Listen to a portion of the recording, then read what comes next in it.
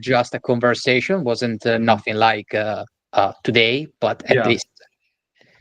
Okay, so recording, and I'm gonna also have this transcript at the end of the call. So I'm gonna share everything, like the video recording and the transcript. Perfect. Excellent.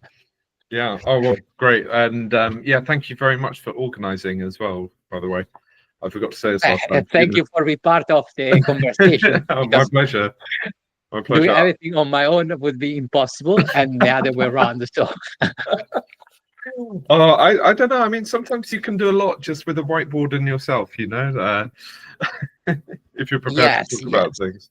It's interesting actually to be meeting today, because I've just been talking about that need for empathy in marketing, not 2 hours, less than an hour ago, actually, with a client where this guy, he's been building his business from scratch, and like most people who are just starting out on their journey of trying to build their business and get their messaging right, everything on his website is about we do this, we do that, we do that, we do that, we do that, and not so much about his customer.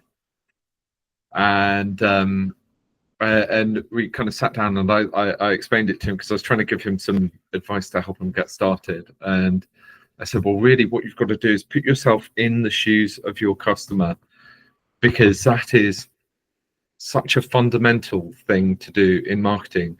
And it's so easy for people to not do that and to just skip that step, because we're so close to our businesses that we often forget to step outside, and that our customers don't necessarily know everything that we know, or understand what the benefits of our service are.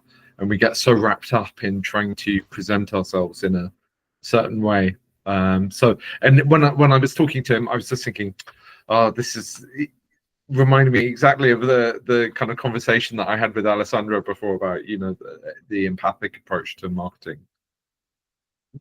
do you think, I'm very, very curious, because this morning I was with a person for a consultation, and later today I'm going to work with a company.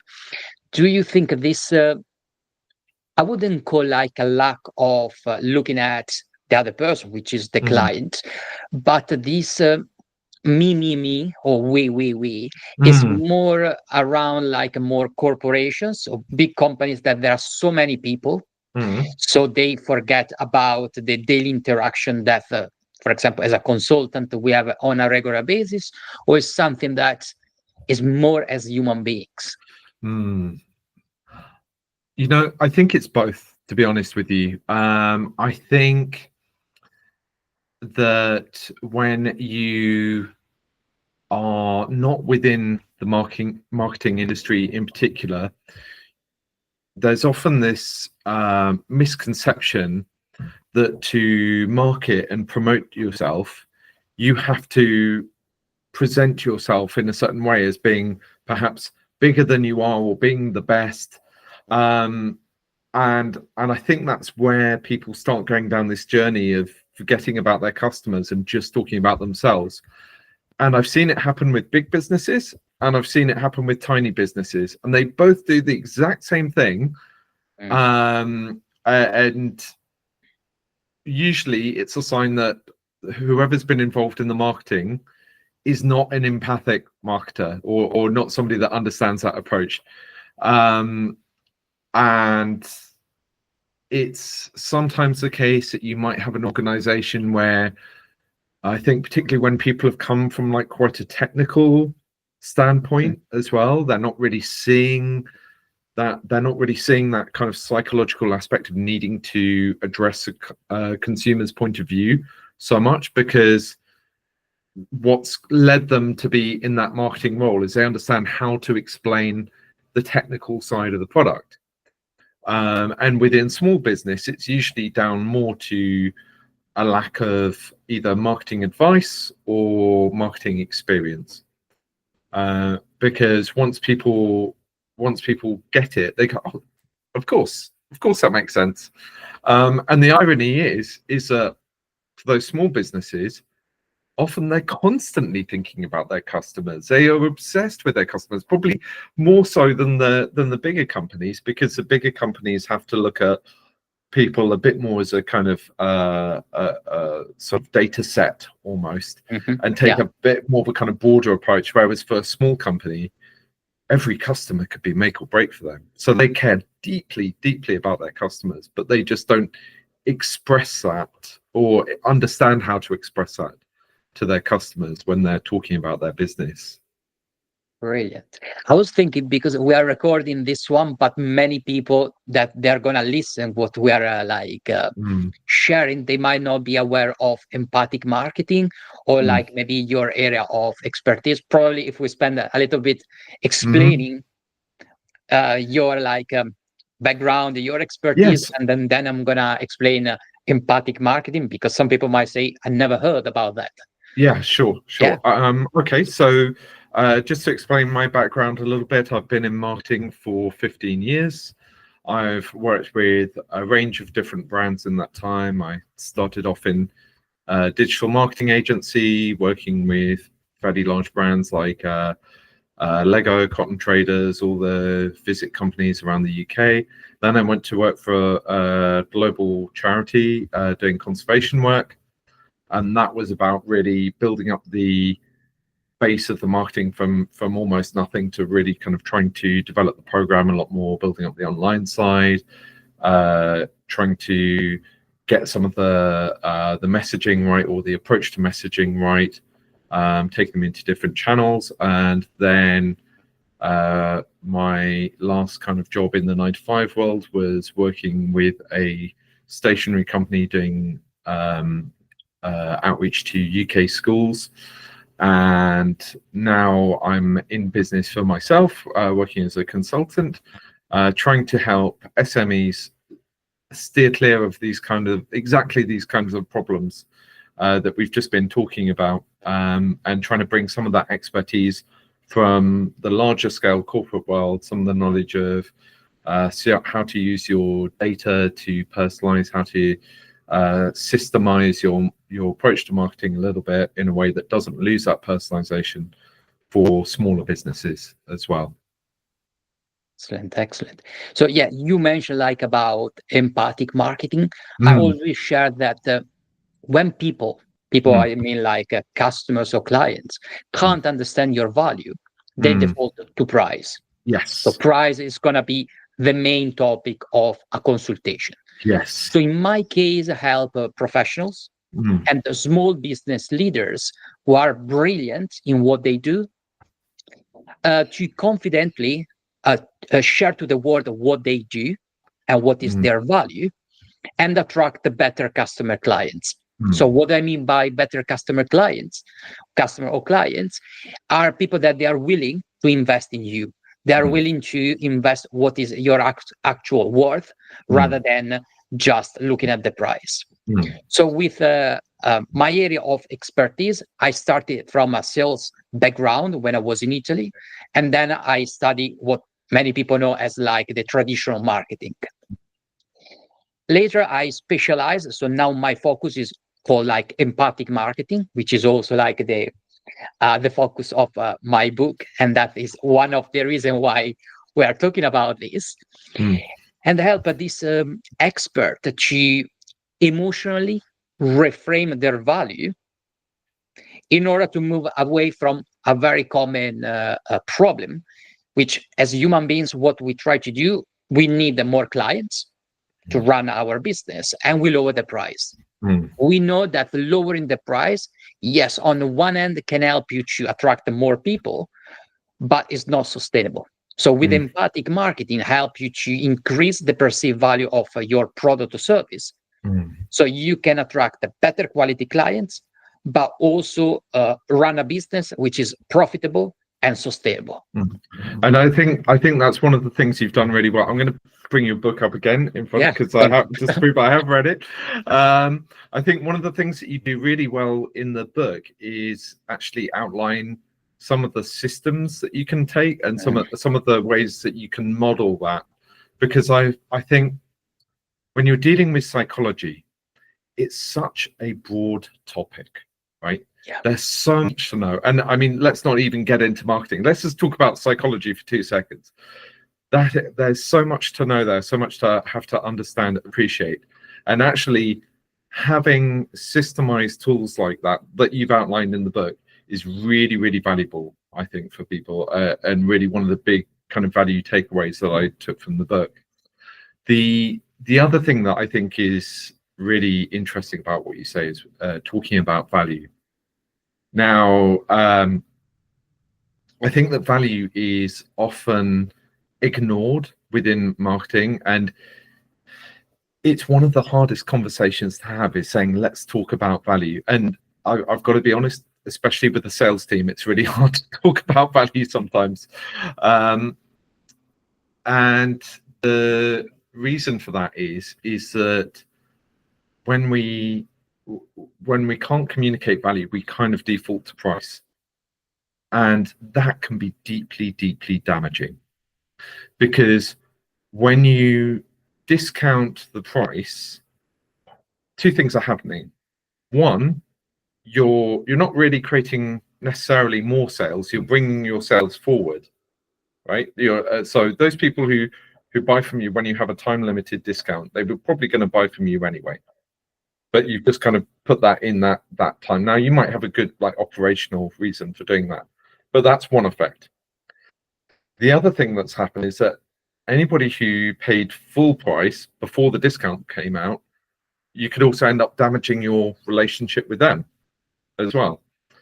So if you end up in that space of discounting to try and win business, you're entering into that kind of commodification race, which ends up in one place, and that is this kind of race to the bottom, where it's whoever can discount the most and do the lowest price. And that is not a good place for any business to be. And I was listening to an interview with Mark Ritson, actually, just recently, who, of course, he needs no introduction. He's knows so much about marketing.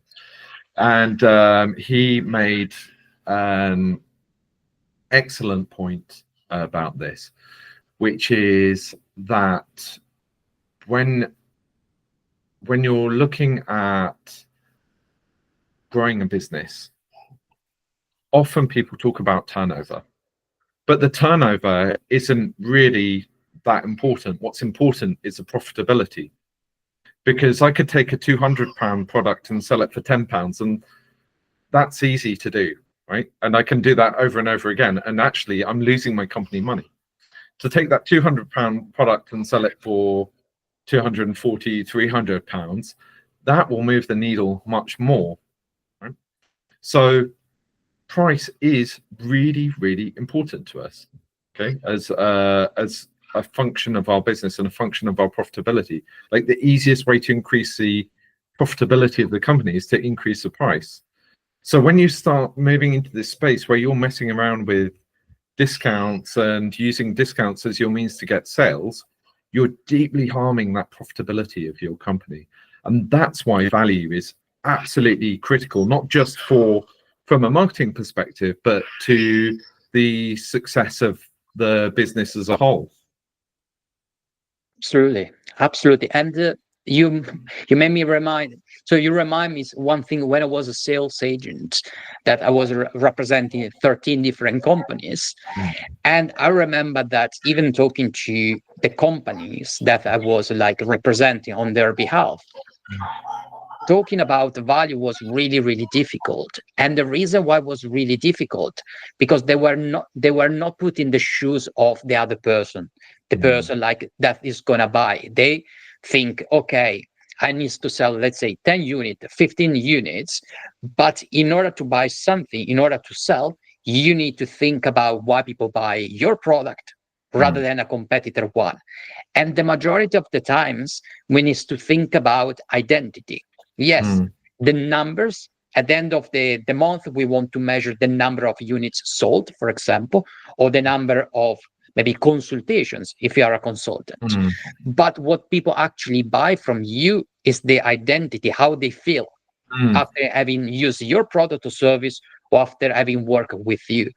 Yeah. And as you said, like sales team, so what we are discussing is not just in terms of the marketing, but also the sales, because the two work together. Sometimes I see that they work in silos within companies, where one look at the numbers and the other one looks more like the marketing, the identity, the perception. But we sell perception, so we sell experiences. We don't sell a product or a service. Yeah, and I think that's a great point, and it actually goes even further than that, because marketing is the responsibility of everyone throughout the business, and I'll explain why. Because it's exactly because of what you were talking about with experience. The experience of the product is a key aspect of the marketing of that product. If you have a product with a terrible experience, that is going to result in terrible damage to your brand. So therefore, whoever's involved in the delivery of the product, which is everybody within the company, that all feeds into the marketing outcomes of the company. So that means when somebody has a problem and they call up customer service, what sort of experience do they get? When they get the product, what's the quality like? You know, if it's a physical product, what's the manufacturing like? If it's a service product, what's the experience of the service like? What's the communication of the brand, or on the social media pages? I mean, we're moving closer towards marketing here, but that thread pulls through every bit of marketing. And when you look at the businesses which have integrated marketing across a kind of broader spectrum of the business, they tend to be the ones that have done better than the ones where they're just kind of operating in a silo and they're not involved with necessarily sales or the customer service team. The other point is that there is very, very important feedback that happens between the customer service teams and the product teams and the marketing team. So the marketing team, the product team can tell the marketing team, like, these are the ways that we can get more value from the product, or we can produce it more cheaply if we're able to make this specific type of product, which is a great lever for the marketing team to have. The customer service team are the most valuable, important people, really, because they're the ones that are coming back and going, you know what, we've got this direct feedback from a customer, you know, good or bad, and feed that information back into the marketing. And that is only going to improve the quality of your understanding. This is why whenever I've gone into any business that I've worked with, my first port of call, the first people that I want to speak to are usually in customer service, because I'm like, tell me everything I need to know. Tell me what you hear from your customers, because if I don't understand that, how can I possibly market the product effectively? If I don't understand what the good points and bad points, if I don't understand what the customers love and hate about the product.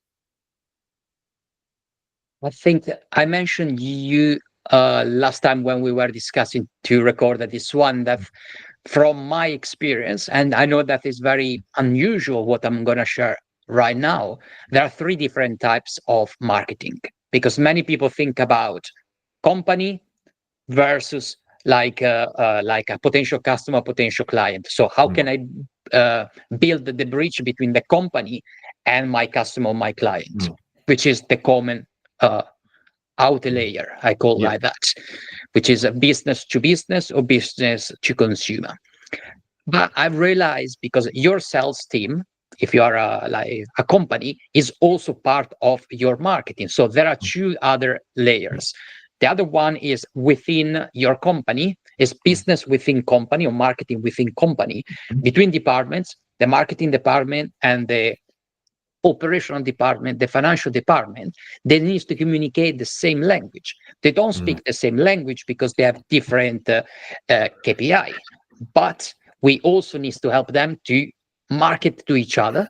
Like now I'm selling my idea to another person, which is, yes, within my company, but they might have different way of measuring success or growth. So that is another layer of marketing. So nurturing the relationship, the marketing between department, or even like within the same team, people in the marketing team, they might have a different point of view. At the end of the day, we need to be everyone aligned on the same company goal. If we are not aligned, we are making marketing in the wrong way. And then the third layer, which is the deepest layer, is marketing within ourselves. So our inner voice as the single individual also influence the way people within our company perceive us, but also our clients. So there are different layers. And as you said, the customer service is one of the most important, because if I need to build an experience, and in the book, I divided in 5 chapters on purpose. So there are different stages that we help a person from not knowing that they have a problem to be ready to buy. And the majority of us want people to be already at the level number 5 where they're ready to buy. But in reality, we need to bring them into a journey that allowed us to increase the price, the perceived value. Because profitability, if I think backward, if I want to be more profitable, I need to reduce the cost of running the business, whatever are the costs, but also charging more. How can I charge more? I need to increase the perceived value of your product or service. When you increase the value, so you can also justify why you are charging more, and you reduce the cost. When your client or customer become your brand ambassadors, this is another very key point that I'm more than happy to unfold. That is the way where you become more profitable. It's not doing more, it's doing less and leveraging what you have already into your business. What's your take about this? I know that I just share a lot of things from experience, 3 different levels of marketing. Yeah, I think that all really great points. One thing I want to just relate back to is to talk to mention what you said about alignment, about getting everybody aligned. And I worked for a company where they were very passionate about the principles of Patrick Lencioni, who I don't know if you've come across him before. No. Essentially, he's done a lot of work on effective teamwork within companies. Okay. And there's some great kind of models and takeaways for how people can work effectively together as teams. And at that particular company, one of the things they did particularly well was bringing the whole company together once a year to be really clear about this is what we're going to do over the next 12 months. And I thought that was one of just a fantastic idea. I think there's also a really interesting point you raise about how different people are coming in with different KPIs and different ways of looking at things, because it raises another interesting point about being a marketer within a company. In that, I think marketing is one of the very few disciplines where everybody feels qualified to comment on what you're doing. The classic example is a CFO who goes, justify you spending this money on this piece of marketing. And that's a challenge that I think a lot of marketers, and especially kind of like junior marketers, come up against. And and it's kind of like this double standard, because nobody would go to somebody in the finance team and go, oh, are you sure these numbers that you've given us are correct? They just kind of accept it. But everybody's very prepared to question marketing. And it raises a great point about communication, because you have to take that into consideration when you're presenting to the leadership team within a company, and there's going to be finance people there, because you have to kind of establish that, yes, I've considered the financial impact of what I'm doing, and yes, I think it's going to be worth it, and here's why I think it's going to be worth it. And this is a great point about internal communication and how you explain the value of marketing internally. And then the last thing I wanted to pick up on was what you were saying about customers as ambassadors. And I think that is such a good point, because often when we're thinking about marketing, or when companies are thinking about marketing, there's this tendency to just focus on acquisition. And we talked a little bit last time about the difference between performance and brand marketing, and how performance marketing has become kind of seen as this is the thing that you want to do because if it's brand marketing, therefore it isn't performing, and that's not true. They both perform and don't perform. They're just two different types of marketing, and the naming conventions make it a little bit confusing for people. But what often ends up, I think, happening within performance marketing is that people can end up just focusing on acquisition and ignoring lifetime value and the value of referrals. And for myself, I mean, this is something I'm particularly passionate about in a model that I'm working on of marketing at the moment, which is trying to get us away from thinking about these kind of silos of where people are connecting with the brand or engaging with the company, and thinking about it in a more kind of holistic, more integrated kind of way, and about moving them from being somebody that just knows about the brand all the way through to somebody who is a passionate advocate of the brand, because I think that should be the ultimate destination for every customer. Is you want them to finish up in that place where they've had a great experience of the brand, they're aligned with brand values, and they are ready to go out and tell their friends on social media or face-to-face or whatever it is that they want to do, this is a great brand that you need to experience, because that is the best piece of value you can get from them, probably even better than what they might do during their lifetime. And there are lots of mechanisms now in which they might do that. I mean, it could be through reviews or a referral program, and there are lots of ways you can make the most out of that by videoing them and showcasing that within your own journey. And I think one book recently I read, Endless Customers by Marcus Sheridan, had a specific mention of the value of the video testimonial by customers, and that's exactly what that is about. So I think you're absolutely spot on there, and that's a great way to maximize value from your successful clients.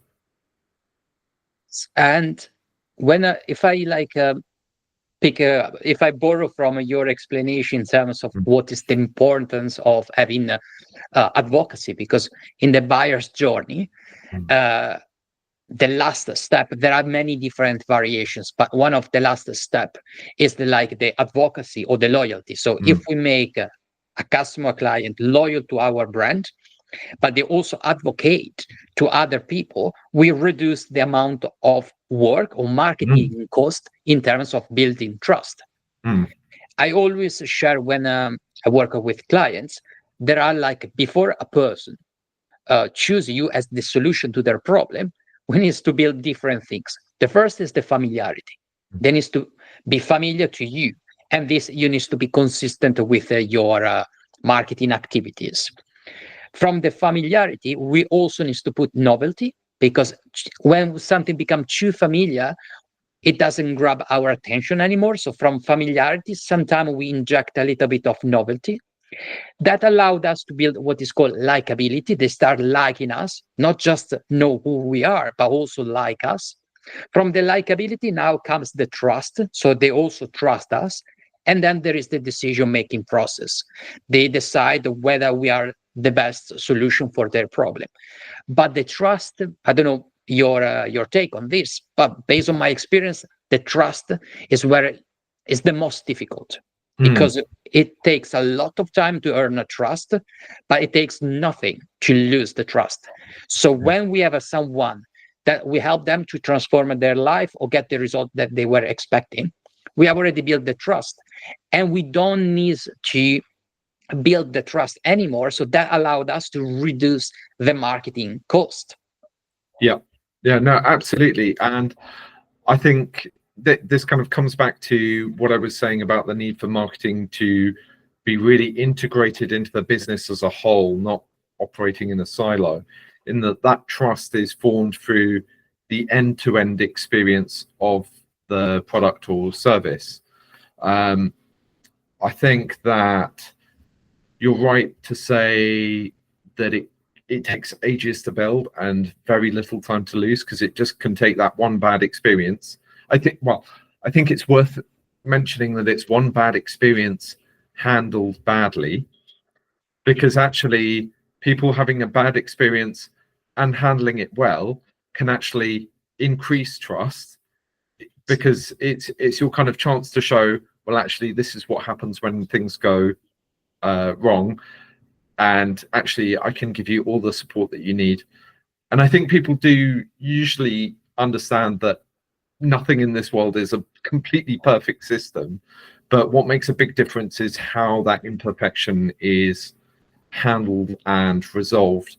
But again, we're coming back to talking about the importance of customer service within that, because those guys have absolutely a critical role there. I think also with trust, I mean, there's quite a few different levers you can pull for trust. I mean, one is brand, and actually this is one thing here. We're talking about really brand marketing at this stage, where we're talking about trust. And what you've effectively said is your brand marketing is going to help your performance marketing, because it's going to bring your costs down. And this is a perfect example of how the two things interlock. Also, I think another thing about the trust and ambassador aspect is there was a great analogy that I saw for behavior change. It was years ago that I saw it, but it really stuck with me. And essentially, it talked about trying to build the momentum to actually change somebody's behavior in the same way that you would think about dropping a stone into a puddle. So bear with me on this. It's a little bit of explaining. Yeah. So if you imagine that you have a puddle, and that is your group of people that you want to change the behavior of. Now, if you do one big thing, let's say that's equivalent to dropping one big stone into the pond, you'll make like a few big waves, but it'll be over kind of quite quickly. Now, if you take a handful of smaller stones and you throw that into a puddle, what you get is actually a lot more disturbance in the surface of the water, because what you're getting is lots of individual points rippling out from different points within the puddle. And actually, if you think about those waves as your route to pushing people towards changing their behavior, those lots of little small ripples is actually going to have more effect than that one big ripple. So you could say your one big ripple is going to be a big signpost that you put on the corner of the road. Your lots of little ripples would be the equivalent of getting 40 customers to share your a positive story about your brand on their social media, for example. And I love that way of thinking about it, because it's so simple and easy to understand, right? Everybody can get that. And when we're in the business of marketing, we're effectively in the business of behavior change, because we're trying to get people to do something that they didn't do before, usually. Whether that's to try a brand, or to use something a little bit more often than they used to, or to use it in a different way, perhaps. And so that, I think, is a really valuable lesson for us as marketers. I'm smiling because I think I never shared this one with anyone, so this is going to be my first time. But you treat me this kind of thought about when you mention about ripples and like the disturbance, the positive disturbance. There are so many people that they focus on what they call like high density and low density. So high density and low density is something that I coined in order to explain to myself what was my marketing strategy. So let's say that I'm in Brighton, for example. I live in Brighton, and there are so many businesses, or so many like professionals. I have two options. One option is to target all the people within like the area here, like Brighton Hove area, or I can start like targeting people that they are in the south of the UK. So the more people they know me, and the more they know each other, the same level of marketing investment is going to produce a different effect.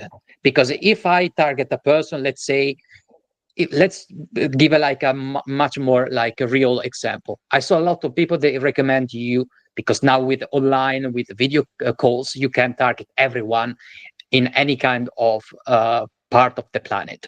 Some people, they say you should leverage this by targeting maybe people in the UK, in the US, in Italy, and in China, because now you can reach everyone, which is true. But on my perspective, my actual experience, if you target people that they are like in your area and they know each other, it's much easier. It's like COVID. So if you want to spread COVID, the more people are infected in the same area, the stronger is the impact of the spread.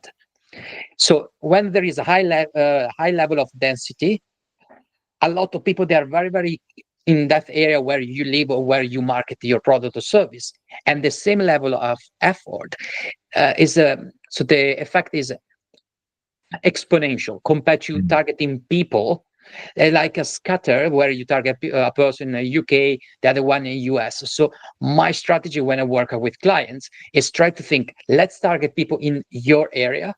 Let's create this kind of positive disturbance. And step by step, we are going to move from Brighton to the south of the UK, Europe, and the world. Compared to what many people say, try to target people that they need your product or service. What's your experience about this very unusual way of? No, I think it makes a lot of sense, and it aligns with something else that I've talked about quite a bit in marketing, which is about trying to speed through the number of touch points that you have with people in order to bring them on board with your brand. So I mean, I've seen some sort of debate about like what the number of touch points is now. Some people, for a long time it was 8. Now I think people are saying it's a little bit more because there's more messaging out there, but let's say it's 8 for now. If you think about those like 8 touch points, the likelihood that the likelihood is that the people in your area will already have had 1 or 2 touch points, maybe by seeing you on LinkedIn, or maybe somebody will have spoken about you to them, or they will have seen some kind of advert or something, or even just like met you at a party. I don't know, but yes, but the chance is that they will have experienced those first couple of touch points, which makes sense that then the journey to building that trust is shorter because you don't have to do as many touch points in your local area. And then once you've built out that group of people within your local area, it then makes sense that actually those people have networks which go a little bit outside that area. And so within that area, you've then got a number of people who've got maybe 1 or 2 touch points are not connected with you yet, but they've at least seen you once or twice. And then as you build wider and wider, the number of people becomes more and more, and the number of touch points becomes more and more. And I think this is it's a great illustration of how that works, really, that you need to build step by step. And I think it's very interesting because I see with a lot with kind of digital marketing now, people, I've seen quite a bit of advice where people are like, oh, just go like super broad and then let the algorithm figure it out. And that really doesn't sit well with me. I know this will be a bit of a controversial opinion to have. It depends. I mean, there's obviously something to talk about kind of scale here, what kind of scale you're trying to achieve. But it doesn't sit well with me that you would just go kind of blanket targeting, but like right off the bat, and just kind of go, well, I'll accept, wasting a load of budget on that to just to kind of get the learning and for the system to learn who I can and can't target. And I think that's one thing about how marketing has really changed a lot over maybe the last 10, 20 years. If you go back 10 years ago, there was so much focus on personalize, target, bring it down, build your lookalike audience, all of that stuff. Whereas now I feel like there's a lot more kind of just throw out a load of ads and then see what comes back, and then kind of build your targeting off the back of that. And that feels to me just, I don't know how else to describe it than dreadfully inefficient, really, because the whole ethos of marketing is to get or my idea is that you get the right things in front of the right people at the right time with the right message. I don't know if that kind of aligns for you, but that's always how I've seen marketing.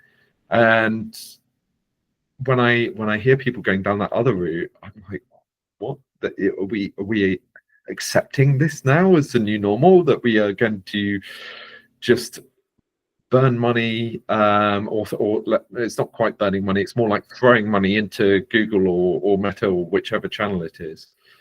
Just interested to hear your take on that and how you see that. My take, when we look at like quality versus quantity, so in this case, nowadays, maybe with AI, volume is becoming like the new currency, which I'm exactly the opposite.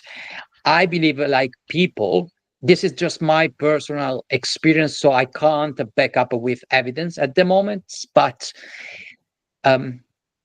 try to target broadly rather than narrowing down is a kind of internal self mechanism. If I fail, it's because I targeted like a group of people rather than say I'm not really good at, for example, understanding where I should invest. Is a more internal things that, if it doesn't work, it's because I target too many people that they were different. Yeah, so it's Why like my strategy. Yeah. So it's like a kind of safety net for them, you're saying? Yes. I'm saying this from more like a one-to-one with maybe professionals and small business leaders, rather than like talking to an entire marketing team. But I see as a more a safe net, as you said, rather than something that they are ignorant. They know that they need to target a group of people because people resonate with you when you speak the same language. If you don't speak the same language because you are targeting too many people with the same kind of message, we know that you can't attract the people. But if I try to think why, despite the fact that you know that you need to target, you keep doing what is not bringing you result, sometimes when I try to read between lines, it's because I want to feel safe and have like a justification. If it didn't work, this is the reason. Because targeting or narrowing down, even when I work with client to build like what we call avatar, a persona, or ideal client profile, it takes me around 5 working days just for a single ideal client. So it takes a lot of time, despite I'm doing this for years. I know that takes a lot of time. It's quite difficult, in particular when you target people at the identity level, not the demographic. And that probably is the reason I'm not able to help you as a company work at the identity level, targeting people at the identity level. So let's do something which is broad and at least have an excuse. If it doesn't work, let's do in another way, rather than starting from a very, very small, from a niche, and learn from customer input what they are looking for, and step by step expanding. So targeting a broader number of people. The majority, they do the other way around. It's like converging from broad to something narrow, rather than from narrow to really, really broad. No, so this is my take. No, I think it's a great point, and I think when people kind of start out in business, that's a great temptation, right? Is to not focus too much on a particular audience and just go broad with what you do, and then see kind of what falls out, and then go, well, those are probably my customers there. But it's, like you've just said, it's a really inefficient way to do it. And I think this conversation about customer personas is one that I have the most with clients, where I'm like, look, you really need to understand your customer, because if you don't, like, how are you going to know if your messaging is right or wrong? And the way to understand that messaging is to spend the time actually researching it, looking into them, like finding out actually what they do care about. I think, questionnaires is something that we've mentioned before as well. And tools like kind of scorecard marketing as well, another good way to go. And actually that is hugely valuable, I think, for people to understand that is how you target effectively, and you steer clear of this kind of like broad approach of just throwing money at the problem and then hoping that it kind of works itself out with an algorithm. I'd love to hear a bit from you about your approach to building those customer personas, actually. Yeah.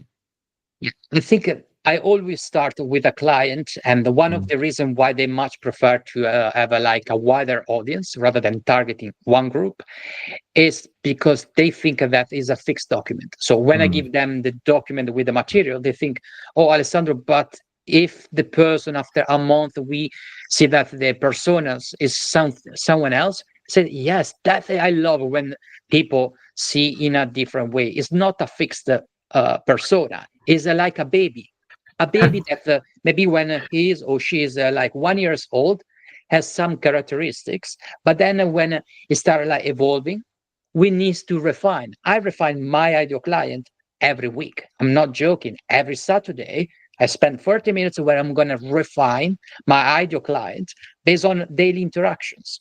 So we need to see as like a baby, and that is the reason why many people try to stay very, very broad, because they see from a different lens, the lens that if this is my ideal client, I need to keep the ideal client description or personas forever. No, you need to evolve.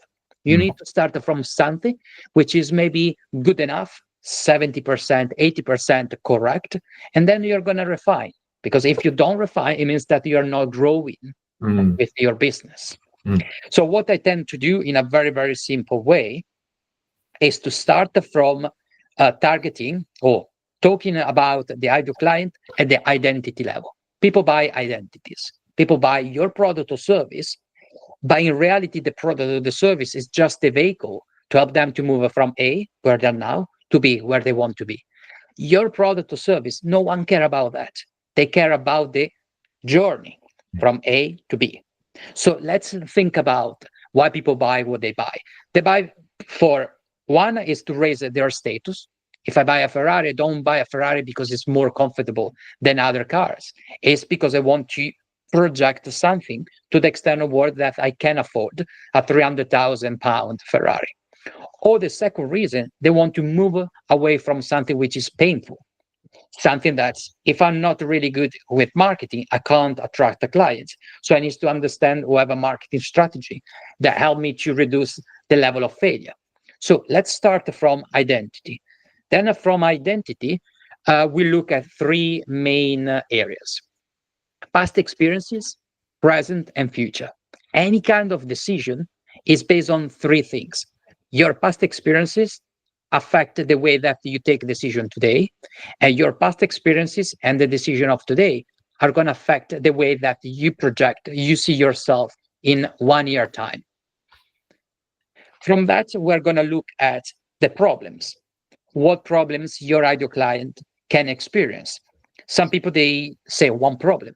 I teach them, help them to come with 110 potential problems, because you can't know exactly each person what kind of problem they have, despite it's the same customer or the same, persona.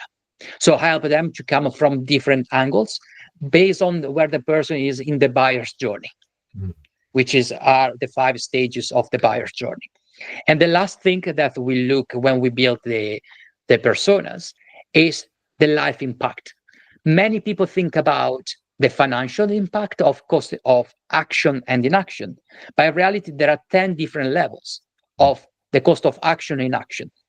Can be social, financial, recreational, spiritual. There are so many different angles that we need to touch, Because if people don't really care about money, because they have a lot of money, they want to experiment with their business, but they care about what other people think about them, that is the area where you need to build your persona. So there are so many things that you need to look, or so many layers, that when you have this material, you can be consistent, persistent, and be in front of the right audience. Those are the three elements of business growth for me. No, I think that's a great point, and I especially like the point that you make about how it's evolving over time, because I think there's often this misconception that you make a marketing plan or a marketing strategy and that's it. Oh, it's done. That we just follow this plan for the year. And I wish it was as easy as that. But so often things come up that suddenly mean, well, actually, this is it's less of a plan and more like a structure that you're going to follow throughout the year. And you have to evolve that with changing information, because the world is a imperfect place that changes all the time. And if we say that our marketing plan is one thing and we just stick to that blindly, you're only capturing the needs of the market and the customers at that one point in time. I mean, COVID, I think, showed us more than anything how disrupted the market can be. But even relatively small things like if your competitors suddenly do some kind of promotion and they all do it at the same time, how do you respond to that? Or should you respond to that? It could be that something changes. Let's talk about tariffs. I mean, tariffs have been hugely influential, I think, for customers over the last couple of years, as they're kind of dealing with this kind of up and down of there's tariffs, no, there's not. Yes, they're back again. Now they're going to be 100%. Now they're going to be 20%. And you've got to be able to have space within your marketing plan to be able to react to that. And that is, I think, an essential part of those personas. And really kind of brings us back to that need for that empathic approach to marketing, in that if you can't understand, if you can't put yourself in the shoes of your client every single day and go, God, what are they dealing with today? How can you possibly understand what they need in a way that you can market to them effectively? Yes, yeah. And I think, just to conclude and link with what you share about empathic marketing, nowadays with the AI, you can create so much volume in terms of, or noise in terms of content. But when people say, how can I differentiate myself from someone that, some people keep like say that AI is going to be a competitor. I always say AI is not a competitor, because what people are looking now, maybe not 5 years ago, but now what they actually buy is your presence, your vitality, the way that you make them feel. It's much easier for business to business, because sometimes they see you even like a video call or a meeting in person. So your vitality, your energy is what actually people buy from you. Or it's like the starting point to make their decision later on. Is more difficult for a business to consume it, because you don't have that kind of interactions. But what you can actually do is to leverage your sales team, the customer service, that they actually have like these daily interactions with the customer. And that is the main strategy, should be the main strategy. Be empathic. Yes, you get maybe so many calls that they ask you exactly the same question, but try to use that one as a way to differentiate yourself. The more you are empathic with your customer service or all the different things that they feed the company, the more you can differentiate. Because nowadays everyone can craft a piece of content, but not everyone can read the room. Not everyone can trigger this level of vitality, this level of presence where people love you. Maybe you are more expensive, but they chose you because you made them feel better than a cheaper one that was not caring about the other person. So be empathic, but also be present. Absolutely. And I think these days it's so easy for people to prompt in AI, but to prompt badly in AI is even easier, I think. And I see a lot of it that ends in people putting out some really weird statements sometimes. I mean, there's been some classic ones over the last couple of years. I think probably my favorite one is the advice on a pizza blog about putting glue in your cheese so that to make your cheese more stringy. That was a mix up between AI recognizing advice for ingredients and advice for making marketing photo shoots. And by the way, well, just to say, don't put glue in your pizza. It won't do anything good for the flavor. Also appropriate for a call with you, Alessandro, I think as well. Yeah, no, I think it's a really good point, and I think there's, we have to kind of accept that AI is the new normal, right? And what that's meant is there is a tidal wave of bad content currently hitting the internet that the existing systems, as far as I can tell, are kind of struggling to keep up with. But it's how you use it that will be absolutely critical in the years to come. Yes. No, absolutely. If someone want to ask any kind of question, because usually when I run like a webinar or seminars, I ask, do you have any question? No one has a question. When we end the meeting, I start getting a lot of messages. So if someone want to contact you, how do you usually, so what might be like the best means of communication on your end? Yeah, well, feel free to reach out to me on LinkedIn. I'm very active on LinkedIn, or they can drop me an email at gsmith@datainsight.co.uk. That's insight spelled INCITE. I did realize after I picked the brand name that I had actually picked a word that could be spelled about 3 different ways, but yeah, happy for anybody to reach out to me with any questions, and always happy to have a chat with people.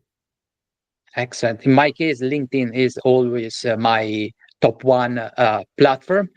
And as we mentioned at the very beginning, some people, they ask me what is like empathic marketing. Can I know more about that? So my best way to say, if you want to know more about empathic marketing, and have also like my personal details to contact me. So the book Empathic Marketing is on Amazon. It's 72 pages. Probably I mentioned to you, I reduced from 350 pages, which was the initial version, to 72 to make accessible to everyone, whether they have a background in marketing or not. It's very easy to understand with a lot of thought-provoking questions. And I'm more than happy if you want to connect with me on LinkedIn, asking questions, or have like the book where you taste a little bit more the benefit of empathic marketing. So these, I think, the 2 ways that I strongly recommend everyone that have a question based on this lovely conversation with you, Guy. Oh no, my pleasure. And I just want to give a shout out as well for your book, because like I said earlier on, it does have some great systems and tools in it that you can use. I definitely got something out of reading it, and I think almost anybody could benefit from reading that book if they haven't already. So just to give you an extra shout out for that. Thank you so much, Guy. Oh, my pleasure. Well, thank you so much for having me. It's been a pleasure. Really enjoyed our discussion today. The same for me, and I hope that everyone that is gonna watch later on the video recording, they're gonna enjoy and have a lot of questions. We are here for answering all of them. Okay. Thanks, Alessandro. Take care. Thank you, Guy. Bye-bye.